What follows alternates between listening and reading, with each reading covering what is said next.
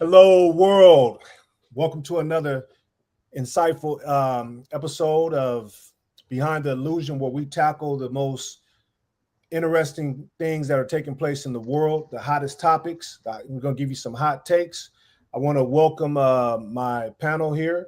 We have The Rock, uh, we have Bullseye, and we have Light Rider. So it looks like Brother Light Rider is currently having some issues. I'm Brim. And today, what we want to get to discuss and delve a little further into it because it's a very hot topic, especially here in America, the U.S., is the jumping of line with the immigration of so-called white or Caucasian people from the country of South Africa. Okay, Donald Trump has hosted and posted some things that a lot of people are saying isn't necessarily true, that these white farmers are being persecuted and there's a genocide taking place over in that country, when we know there's an actual genocide that's taking place in another part of the world right now that I'm not going to mention. So there's a lot of controversy here because all the melanated people from around the world are being denied access. They're being taken out of this country, but a freeway has been open wide open for white refugees to come here. Okay, now Elon Musk, we know the guy appointed to Doge, the richest man walking the earth, the richest known man walking the earth, is from South Africa. And we're going to do some tie-ins here. And what does that mean for the people here in this country?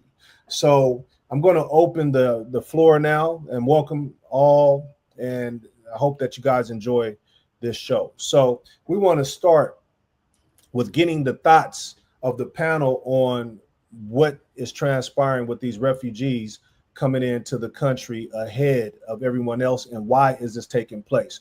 So I'll go to Brother Bullseye and get your insight on this.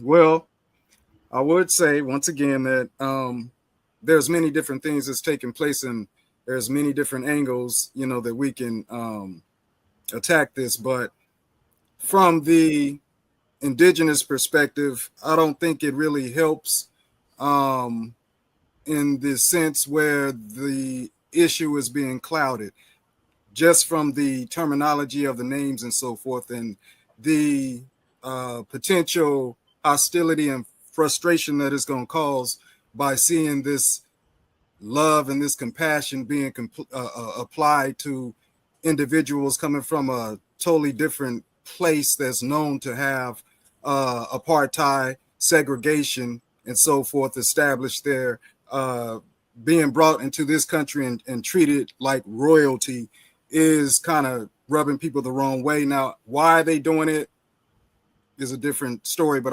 I'll start there. Okay, Brother Light Rider, what's your take on this, brother? Okay, I think he's having technical difficulty right now. Brother Rock, what do you Yes, got? sir. Yes, sir. Well, excuse me. I just wanted to just mention that, when we talk about the jumping the line of people that America, this land that we're in now, has accepted and given citizenship to, and privileges and taxpayers' money allowed to go to, and someone who's not on the soil, it's a complete slap in the face. Not that, when you go through the line of history of, how is that like the homeless and that are here in America not even being supported, but it's not the first time we've seen this. There was just the wars in other countries where they gave refugees citizenship here and also gave them stipends of money. That was a whole another podcast. So this is nothing new. It's just the continued slaps in the face. It's just when are we going to wake up to what's happening through all the smoke screen that the government is throwing us. So I'll start there. Okay, great. Are you with us now, Brother Light Rider? Yes, I am. How you doing, Okay, brothers? great. Can you please give us your perspective? Yeah, I mean it's really a deep subject. It really is. I mean, it's a lot of layers to it. But I'll just say this: there's reports saying that the people that have been brought over here, those 59 people out of the 12,000 that applied for refugee, were expedited in front of those people. But they're saying that the lineage of some of these people are descendants of some of those that were responsible for pushing apartheid and a lot of the racism and things that took place in Africa many years ago. I believe it was like the 1913 when they had the Land Act of, it was called the Land Act of 1913. And then they had apartheid. I think that was like all the way up until like 1950s or so. Correct me if I'm wrong. So some people are saying that these people that are coming over here are descendants of those that were responsible for pushing that agenda there and seeking asylum. So they're considered political asylum seekers. So that's my take on that. Okay, so with those facts or those statements being established, my question to you brothers would be why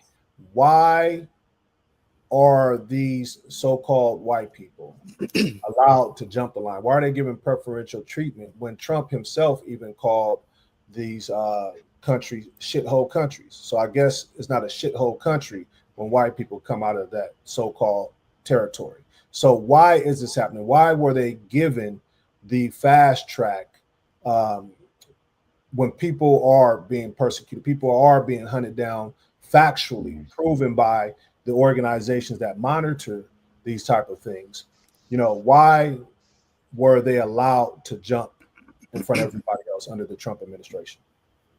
Would the simple understanding be that with Trump being best friends or great friends, not best friends, good friends with Elon Musk, and Elon Musk having ties in his lineage to South Africa be the reason why he gets a slide? Isn't he sitting right there in the cabinet? Because of friendship, or is it partnership or sales, because right? they have a financial relationship? Elon Musk about $200 million into over $200 million into assuring that Trump was elected. What is his payback for that? Well, yeah, right. That well, part. kind of looking at this, I would even say, and this again, I don't have all the answers, but I will say they're just kind of looking at the different, if you want to connect the dots, you look at what the business ties, from a business standpoint. We know that a lot of times when they go in to take lands and countries, it's usually has something to do with what? Capitalism. Usually has something to do with wanting resources. So it's stated that Elon Musk has some business ties to Africa. In fact, they were saying that he wants to basically expand Stargate in Africa. So oftentimes when people are wanting or seeking to do some kind of business or expand, there has to be some kind of a give and take. And I think, just kind of looking at a lot of this information, I think a lot of this is kind of like, looking at, well, if you want to expand into Africa, then, we want, we have people that, and when I say people, again, looking at where these people come from, I think it's an opportunity for those people to have lineage to those who were kind of pushing this this agenda, right? The land grab and so forth.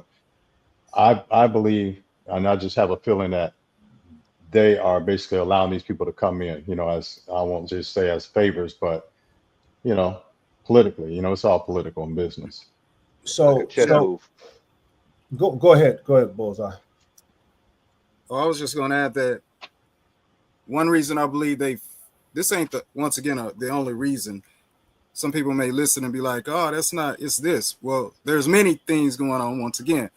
But one thing I believe that they fast tracking them coming in is because they needed a reason. They needed a reason to get off into South Africa because of the resources. That's my belief. Because this what's going on is nothing new. It's actually been going on since Trump's first term. So he's been speaking this rhetoric as far as the genocide taking place in South Africa, then. And this isn't new for Elon. Elon's been speaking it. Yeah,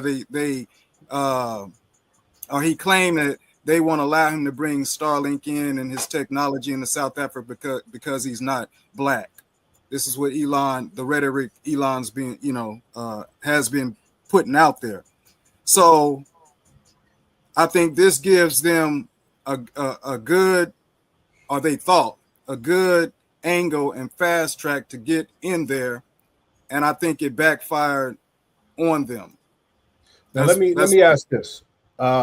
Just I think one would say, well, how does this help ingratiate them with the current South African power structure, the government that's there, with these lies being told and bantered for the world to consume that there's a genocide taking place, when everybody in the South African government basically are saying, no, that's a lie. There's no genocide taking place.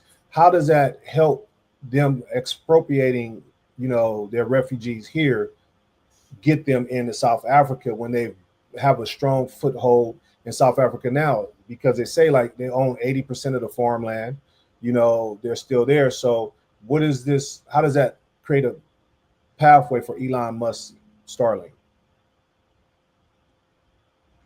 Well, there's a lot of things going on.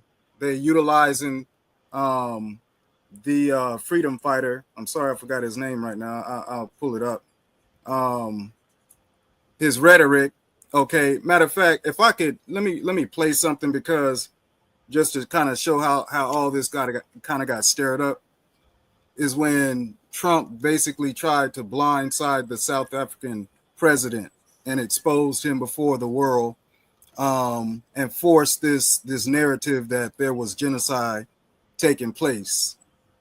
And he thought he was going to catch him, off guard, to be able to push this narrative through, even though everybody's saying it's not true. Not just the South African government, but you got these South African, so-called South African farmers that he's claiming to deliver. They themselves are saying that he's not telling the truth about a genocide and killing taking place of whites. And then you got a lot of whites in America that's opposing what's being said, because they see through this plot, allegedly, that's taking place. Are you talking about Julius Malema? Right. So Okay. he's the one that they are utilizing in his speech. They try to tie him into the South African government, but the South African government just said, hey, we have, he has a right. You know what I'm saying? He's not part of us, but due to how our structure, setup is, he has a right to speak. And we have, rebuked basically what he's doing, and he's not part of us, so we can't use that. But he had a stack of other papers of these so-called bodies of people that were being so-called whites being killed. And that was proven to be false as well. Right. They said those are the crosses lining the road, all the stuff. That too. Right. Yeah, the papers that he pulled out had nothing to do with South Africa. Yeah, exactly. So it's definitely a lie. But go ahead. You said you wanted to share some content. Yeah, because despite all that, this isn't new. He still decided to press the issue before the whole world. So let me see. Start. And once again, you're speaking of Julius Malema. He's the freedom fighter over there. He's the one that represents, I guess, the far right end. He wants something to happen now. He's a neo-fascist political party individual, and I believe he's the leader of the Economic Freedom Fighters. That is his name. Okay. Once again, Julius Malema. So go ahead if you're ready, brother, to share your screen, and then we could get in and tie it into how that affects the people over here. Okay, so here is the response. The after this was presented, this is the South African government's president's response. About genocide in South Africa. Well, I can answer that for the president. It's for him. No, seriously. I'd rather have him answer. Yeah, I know the answer. Our president will respond to you. Thank you, Mr. President. It will take President Trump listening to the voices of South Africans, some of whom are his good friends, like those who are here, when we have talks between us on the quiet table, it will take President Trump to listen to them. I'm not going to be repeating what I've been saying. I would say if there was Afrikaner farmer genocide, I can bet you these three gentlemen would not be here, including my Minister of Agriculture. He would not be with me. So it'll take him, President Trump, listening to their stories, to their perspective. That is the answer to your question. But Mr. President. Okay. So do you have anything on that? Anybody want to add anything to that? Because when I saw this, I thought that the South African president didn't defend the innocence of his country in regards to the allegations of genocide taking place and transpiring. I think Trump was pretty much given a blank check, and he was allowed almost to put that out there, but fortunately there was enough research done, enough reporting done that undermined Trump's assertion that this is what was transpiring. But does anyone have any comments on that clip?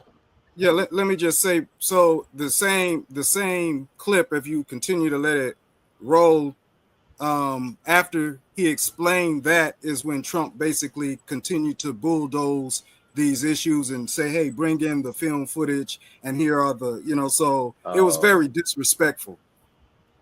Yes, it was. Yeah, it just reminds me of similar to what he did to President of Ukraine, Zelensky, right? Just kind of an ambush, very disrespectful when the vice president, what's his name, Vance, just kind of ambushed the president of Ukraine. Same thing. It's just very, it's beyond disrespectful. But maybe it's just me personally, but I do feel the same way. I feel like he didn't really defend his position, didn't defend the country. And when you allow somebody, as powerful as Donald Trump to speak, those lies in your presence, and being that you're in the White House, to me, that was he had opportunity to really defend that. Now, it wasn't until later, after he was out of his presence, then he began to defend that vehemently. But I think it was a lady there, and I can't remember her name. She was basically defending, saying that it was false. But go ahead. Yeah, I would venture to just say like he was kind of caught off guard in a sense, okay, to where you're dealing with individuals that at the drop of a dime will go to war with you, or they will come up with different propaganda schemes to justify themselves, so he played it in a sense where he was like, hey, I can't tell you anything else. I know how you are, but I can have your people that you say are friends with you. I can have them talk to you. I'll let them talk to you. Matter of fact, if we can roll the clip where he let the president let his other administrator speak, because they used to be in opposition to one another, but they supposedly came together in opposition. They were opposition. They came together so that they could fight against that freedom fighter, or they can oppose that freedom fighter that Trump is claiming that they are part of. So that right there too was something that kind of, forced him to back up, because he couldn't push the racism issue amongst his administration. Okay, so you're talking about, once again, Julius Malema. No. This one is he's the Minister of Agriculture, John Steenhuisen. John Steenhuisen. Let me show you. Okay, well, go ahead and play the clip, brother. Yeah, because he comes back and he's like, just check this out.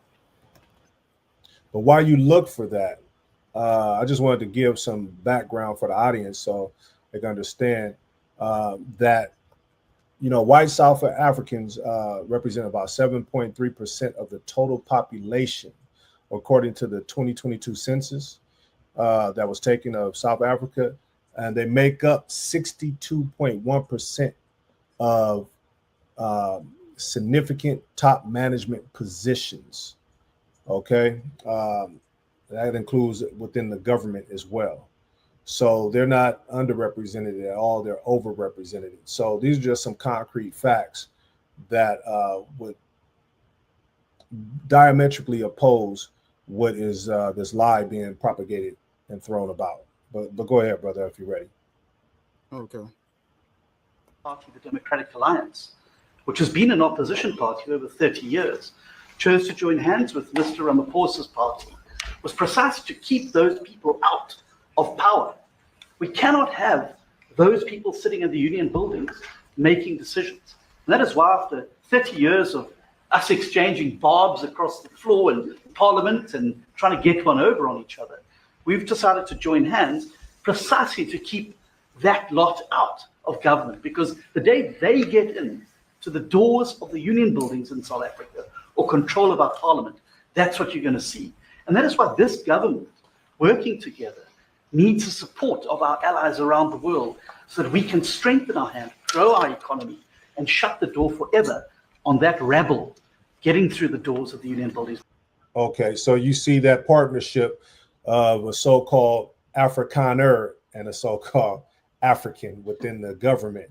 And that kind of speaks to what I was saying, thank you for sharing that clip, that the whites over there have not been shut out of the government. They make up the vast majority of positions of power. So anybody want to say something to that? And then I wanted to switch reels and get into some other dynamics surrounding this. Okay. Yeah. Oh, go ahead. You wanted to switch it up?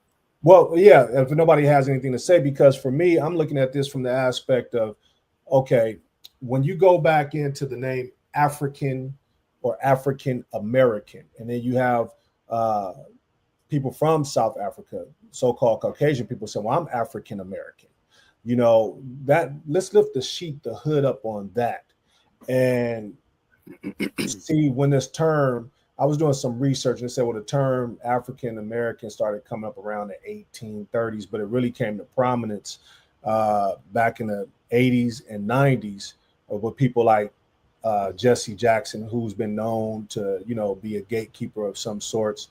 So this term, you look at the so-called Black people here, we've been Black, we've been Negro, we've been mulatto, we've been colored, we've been a lot of these different names and classifications. So with these people, these so-called Africans, now white Africans come over being given citizenship here, African Americans, what do you see? What type of confusion is that? And how does that, even further muddy the waters of our indigenous distinction here in this land?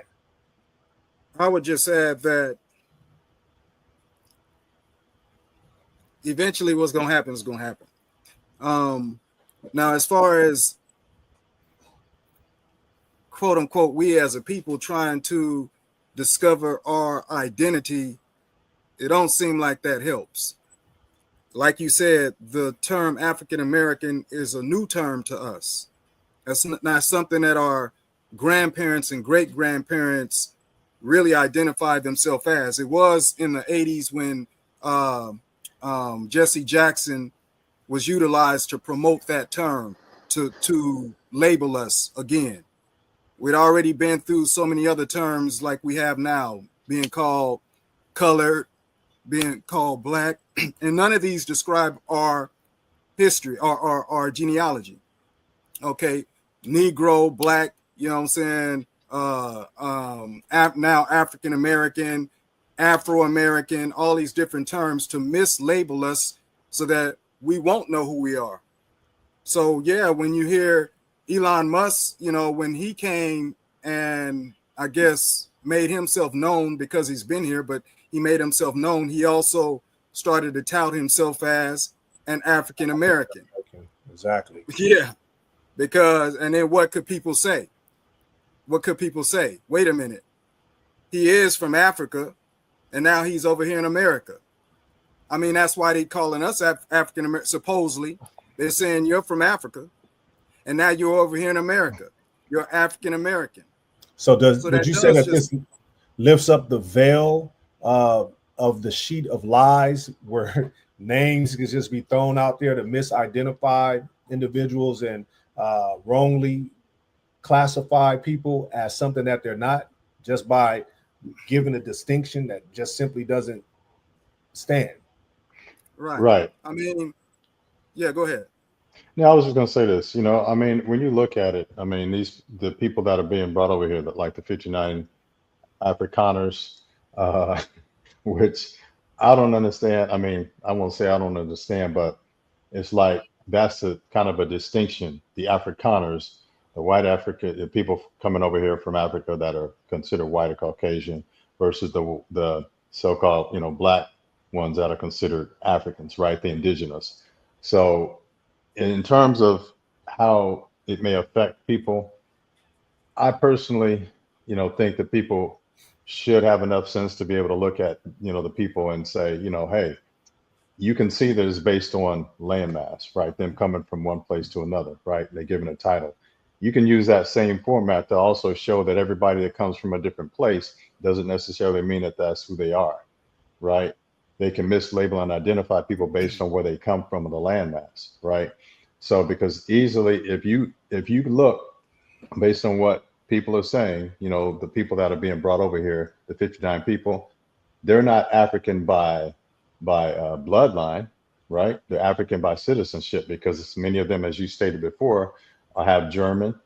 I think you said Dutch and something French, else in terms of British. their bloodline and their true nationality or identity, right? So to me, it kind of would help to, for people should be able to easily see how over the years, how people have been mislabeled and identified simply by the people that are coming over here. And even Elon Musk, right? He's considered African American now. Why? Because he came from Africa. Now he's over here in America, but that's not where he originally came from, because his grandfather was what? German, if that makes sense. So that's just kind of my take on it. Do you have Can anything I on just that, say this?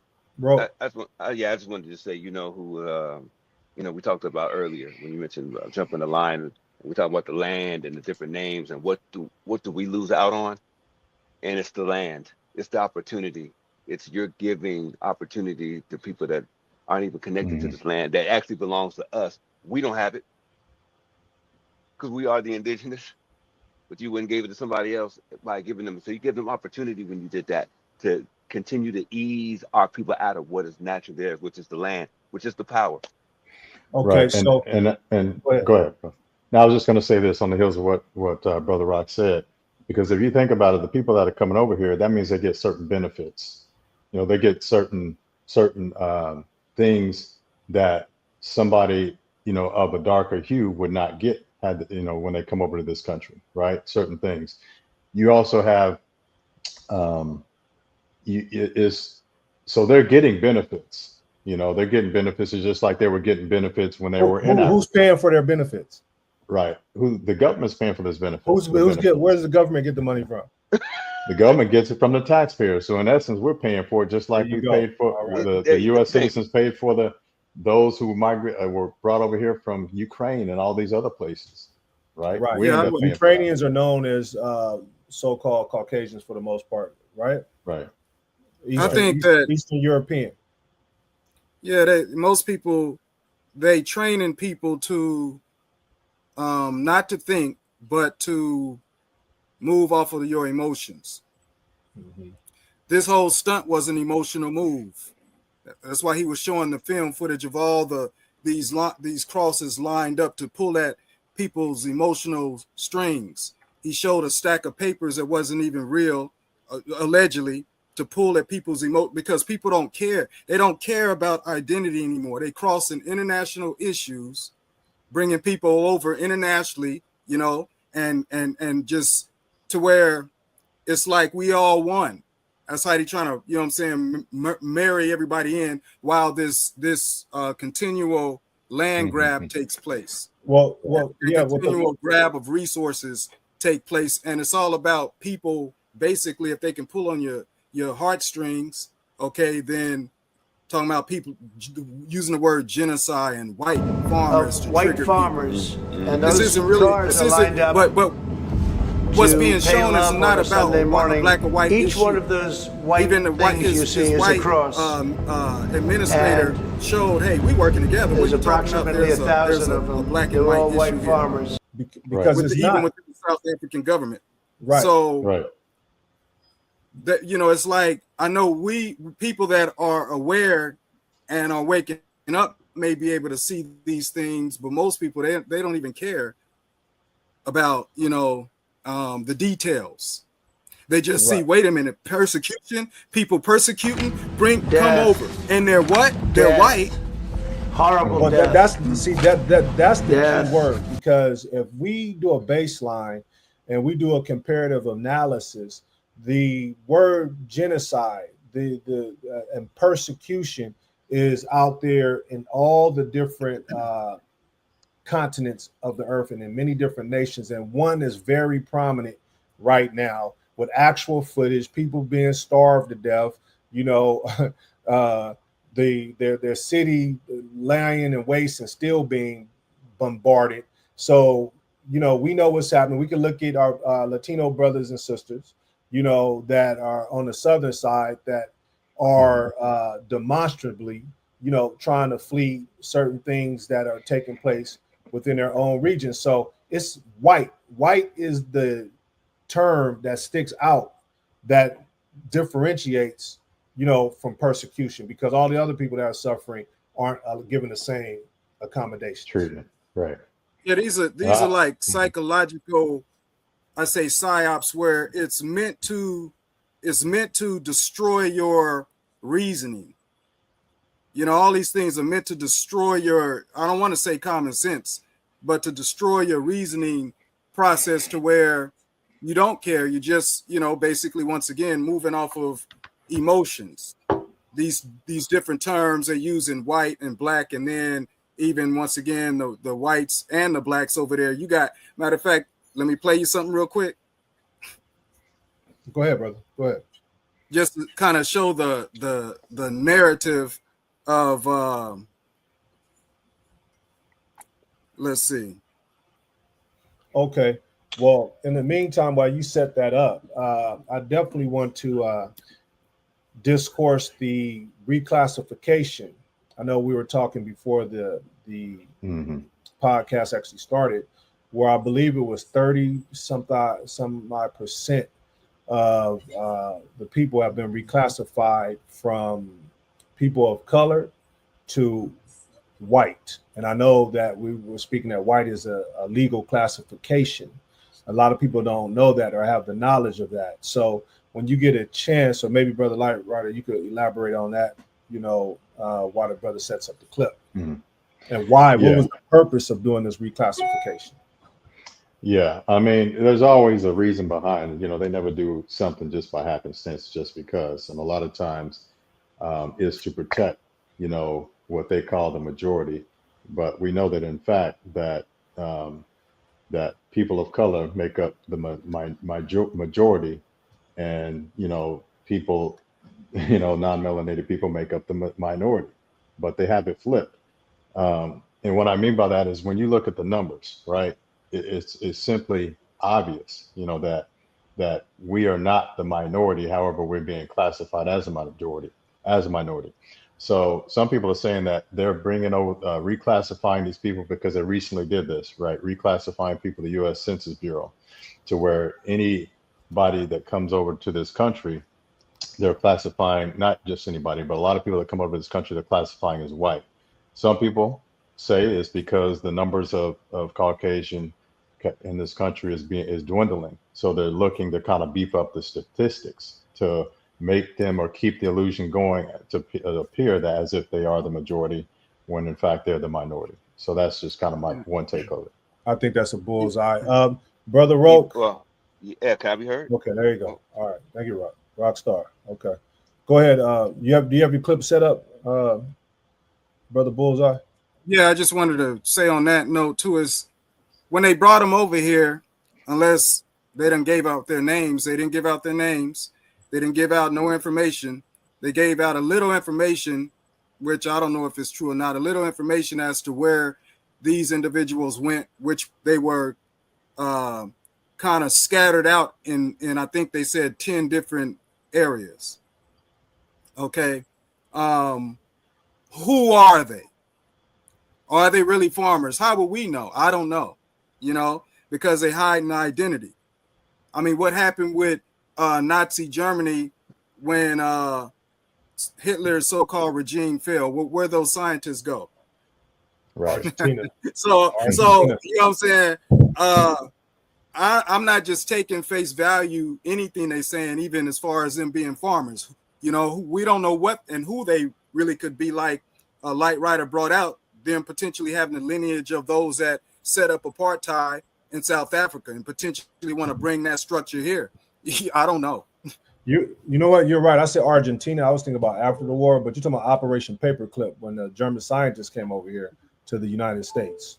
Is that what you're referring to? Right.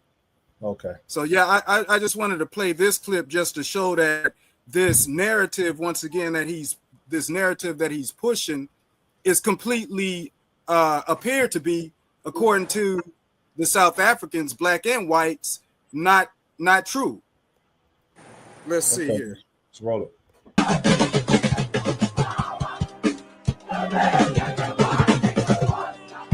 So what are we looking at? Can you tell the people what we're looking at with this? Black and white children getting along. Exactly.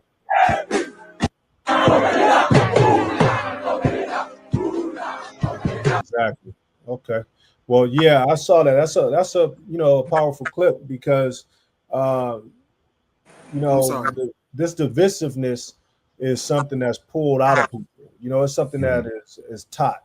And it shows you that there is the possibility and potentiality of people, no matter what your hue is, to be able to get along. But it's a structure by the people in power that is given as a mandate and is fortified, and it pulls out the worst in people. Now, I'm sorry. Now let me tell you how I believe it's a psyop. Now, the information said that when they brought in these 59 refugees, they landed in Virginia. Like now, Plymouth that's Rock. not familiar. Yeah, like Plymouth Rock to me. Well, no, that's what it reminds me of. And I know that the slave ships coming. The slave ships. Yeah, Virginia. Africans came to Virginia. Remember that? Yeah. Rewriting history. These first so-called Africans landed in Virginia. So they're going to mix the history Jamestown. down the road. They'll mix it down the road. One will take place of the other.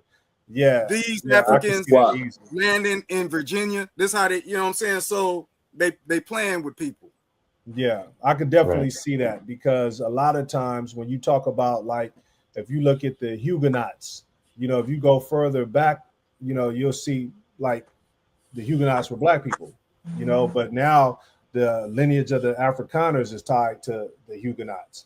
You have the re-identification of people. So like certain people that are the chosen people have taken on a lineage that's not theirs, and kick the other people out of it. So I can see where this 100 years from now, well, hey, the Afrikaners came and landed, when everything is reset. There you go. Right. It's a reset. There you go. Right. There you go. Right.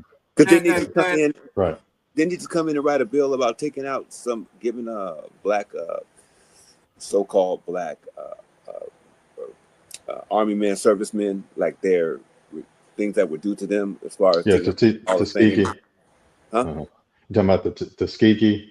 Yeah, men, all of that. The erasing, getting ready for the reset, man. Erasing history. Right over us while we're still here. Right. Which that's not our history anyway. He's resetting his story anyway, because it's not our story. Right. Exactly. Our story still has to be told, and it's not being told. Right. No, I agree. And I want to releasing some of the books out. We'll see. Mm-hmm.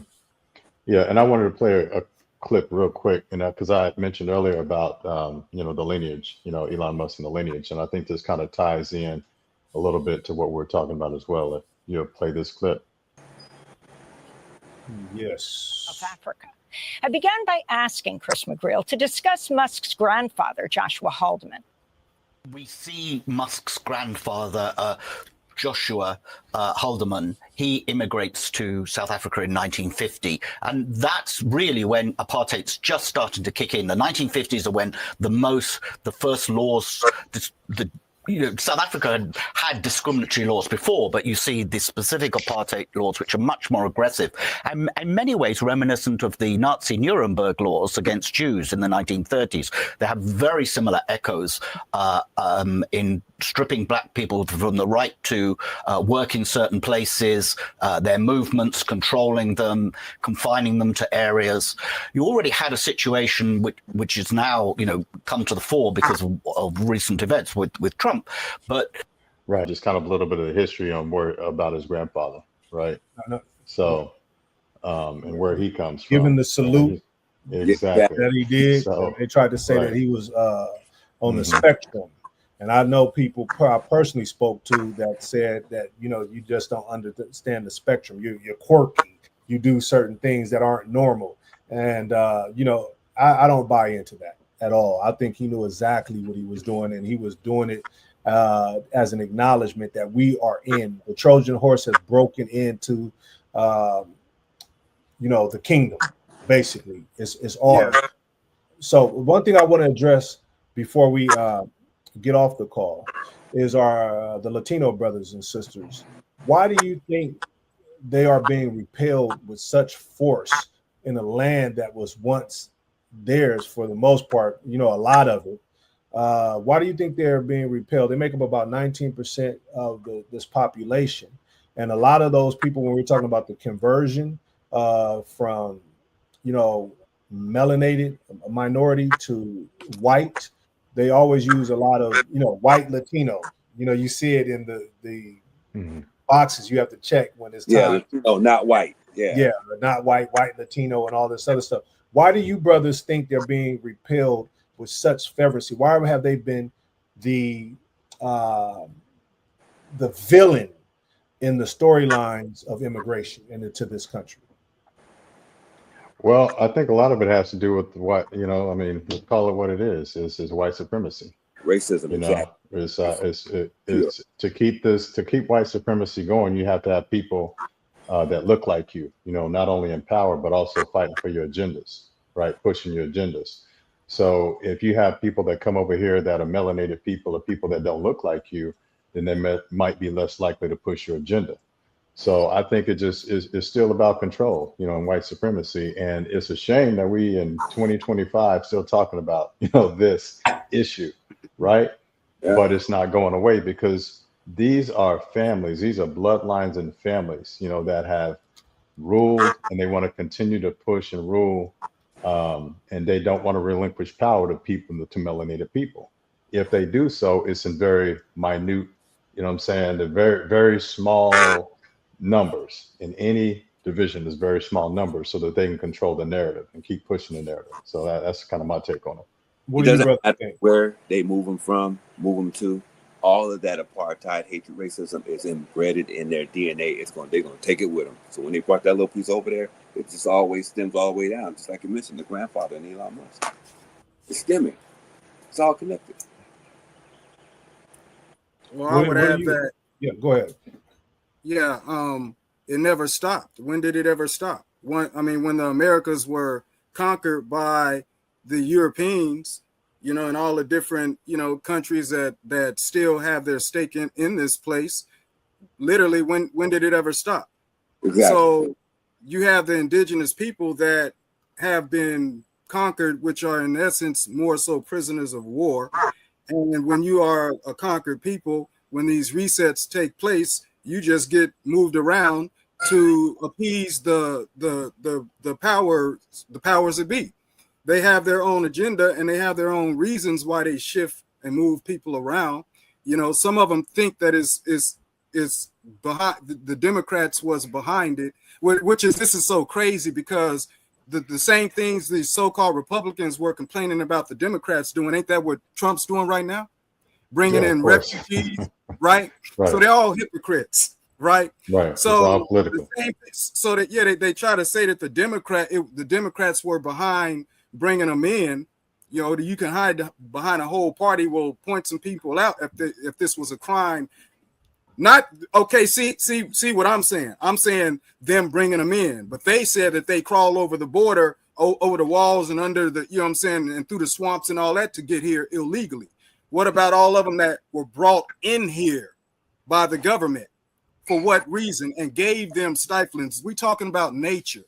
Just look at nature. Whenever you populate something or overpopulate anything, just as far as nature goes, something's going to suffer. It has nothing to do with race. If you want to look at it from that perspective, black or white or race, period. If you push anything into one area, something it's going to become a environment of survival of the fittest for resources, and somebody's going to suffer. So look what took place before they brought them out here. Who was being pounded on? Okay, who was really suffering? And then they brought, you know, individuals in here where you can't really hate them because they destroyed where they came from, then brought them in here. Then you want to punish them, then kick them back out, and say it's a governmental or a party issue. This is ridiculous. It's all a psyop. They don't care about human life. This is human rights issues. They don't care about human life. They're just shifting and moving people around, you know, like pieces on the chessboard. Yes. Right. Okay. It's about dominance and control. Where are these 300,000 children gone to? Where are they? How do you miss 300,000 children? Right. Which is a whole nother right. Right. But since we're talking about the children of these immigrants or whatever, where they at?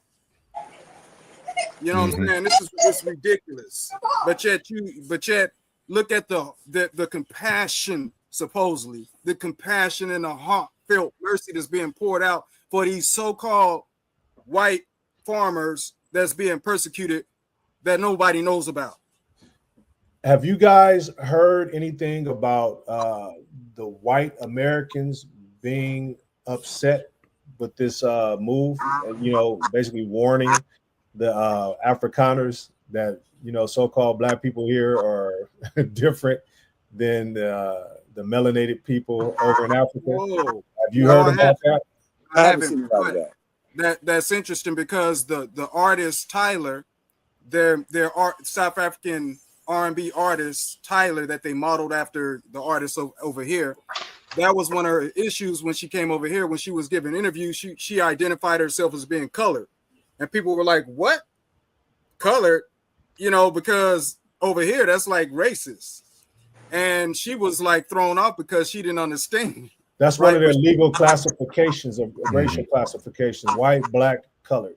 I think mixed, Indian, something like that. They have a few different, but colored is one of them. Right. Yeah. But over here, that's something we went through, and people identify as being racist. So there was a clash. So Charlemagne the God pressed Tyler during this interview. School me on these debates that they be having about your identity as a South African colored person. What does that even mean?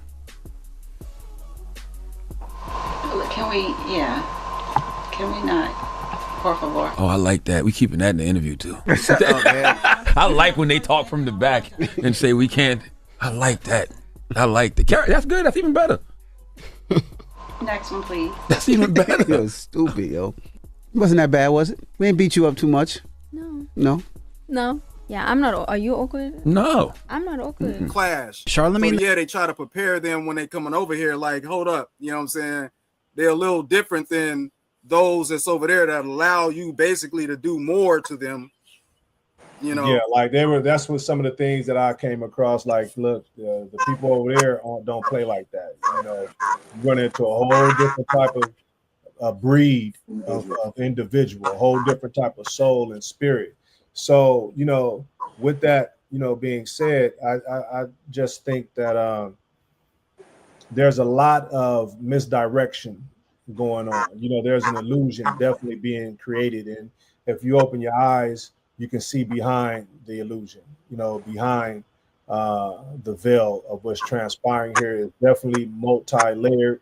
But one of the things, you look at this in 4-year intervals of what the presidential administration is able to create and do. If this is allowed to stand, if they're allowed to build upon it, it's going to get exceedingly worse, for the next 4 years beyond this one. There's going to be a lot of unwinding that's going to have to be done for somebody to come in to remove this. Do you guys foresee that this is going to be unwound? Do you think it's going to stand? Do you think it's going to be built upon in the future? Because we know that the Dems and Republicans are basically two separate arms of the same machine. Right. I would say no. I don't think it's going to be unwound. What are you going to do? Have the Afrikaners, once a new president come in, you're going to reverse it just like he's reversing it right now, and having these people that are in the country, immigrants and people that have citizenship, ship back out. I don't see it happening. I don't, because if they do that, then they're going to have to get all the Ukrainians out. They're going to have to get Afrikaners out and everybody else that they brought into this country, right? So I don't foresee it happening. I think because two birds of the same feather, people that have the same quote unquote opposing agenda, but at the same time of the same arm, I don't see it happening. And one of the things that's so accurate, the Democrats did it with Ukraine. We mentioned that under different guys, and all these benefits that people are up in arms with, the housing, the health insurance, the stipends, tens of thousands of dollars of monthly cash insurances, children being displaced out of their schools and not being able to attend schools. They have a place to, take their children to go to school. Just like really crazy things. So, and Trump is doing it, with the South Africans. So this influx of Caucasian blood is definitely a priority here. And I think anybody that is non-biased can definitely see that. Yeah, I mean, it's obvious too, because one of the main things that when Trump's backed into a corner, so to speak, when people say, hey, that's a false narrative, or hey, it's been proven that, these people were not in fact, in danger, it says, well, yeah, these white people are being persecuted. When you listen to Elon Musk talk, one of the reasons he's pushing this is because he feels like the roles are reversed, right? And it's unacceptable to him. So when is it acceptable? When is it acceptable for one race of people to dominate and control and manipulate and rule over another? When is it acceptable? When it's them in power, when a person of person in power. So to me, it's obvious when you listen to the language, and how they are, just so impassioned about white people not being what's the word I'm looking for? Subjugated. Subjugated. When you listen to it, it's obvious to me that it's personal. They don't like that because the people that are being persecuted, it looks like them, and they don't like that because to them it's a reflection, it's a mirror. They see themselves. So we're looking at colonialism, and this is no insult to anybody, but this is just historical facts. The colonialism of the European, or the conquest of the European amongst or against, the melanated people of the world. This is transpired. There's no doubt about it. So if we could reverse, like push rewind on a machine, where is the original land of the Europeans before they came out and conquered, these lands that we're talking about? A lot of people want to start history at a certain point and don't want to really look at what the infestation or whatever you want to call it that's taking place. People have a false starting point. I'm asking you guys, what do you know as or think you know, the originating landmass, besides, was it the Caucasus Mountains? What would it be, you know, for the Europeans? You know, because often you see racist people say, well, go back home, go back to Africa, go back to Mexico, or go back here. Where are they going back to? Good point. Good point. Mhm. Good point. That's a go ahead, brother Bullseye. Yeah, that's literally a whole different podcast. You got It can be different, for sure. yeah, you got different fractions come from different places, you know, and I mean, and it ain't pretty. So I mean, who wants to admit, you know, like you have amphibian blood, you know, Neanderthal blood, these different fractions. Some people have the RH, you know, negative gene in them, you know. Some of them are born with tails. You can pull it up online. So I mean, you got different fractions coming from different places. Some of them are touted as not even having souls in them, you know, NPCs, and so there's different. That's a whole different. That is, but I've heard that just across the board with the soulless beings or people that just really aren't supposedly real, but just playing out a character like in a video game that's non-active, but they just have roles to play. I've definitely have heard of that, but that, like you said, that's a whole different. That's a whole do you guys have any insight on the origins of the colonizers of the world?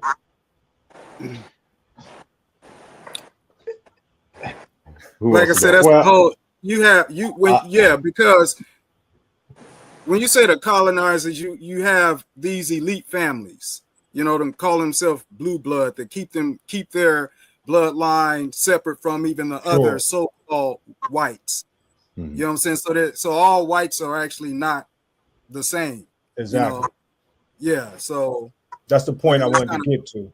Yeah. And I'm, like I said, no disrespect to people, but the truth has to be discourse. You know, we just can't start at a particular point in history. Like you break into somebody's house and now it's your house and it's always been your house, you know, and you wonder why people trying to get back into the house. You know, that's just like it's not right. And what about the but we can say that their origin is not the Americas, that they occupying now and ruling as a superpower over the world. Their origins aren't here. They came as immigrants, regardless of how, you know, how did they get to Canada? How did they get to Canada? They got to Canada same way they came. You know what? It's the history that they flipped on us and they projected on us. They share that same history or similar, which is they came on ships. They came on ships. We didn't come on ships. We was already here. They projected that on us. They came on ships over here. So when you talk when we talk about the colonization of the Americas, you said the same way they came here. Would that be true for Africa? Would that be true for Australia? Would that be true for the Pacific Isles? Would that be true for